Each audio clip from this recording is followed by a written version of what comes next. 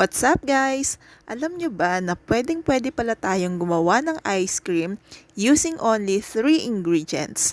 Yes, you heard it right.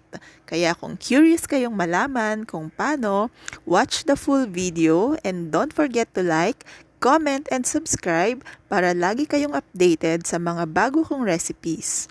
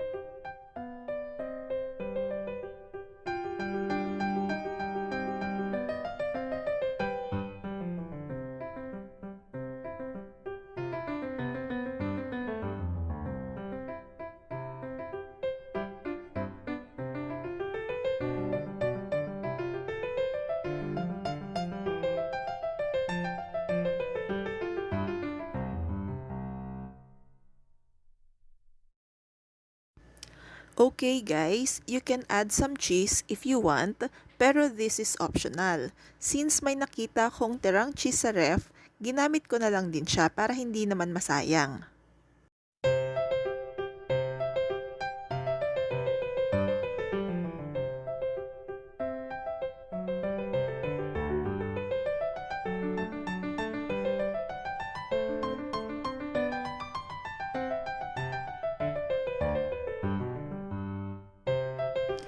Once na matapos na nating gawin yung ating ice cream mixture, pwede nyo na siyang isalin sa any available container sa inyong kusina. And then, ilagay lang natin siya sa ref for at least 6 hours or pwede rin namang overnight.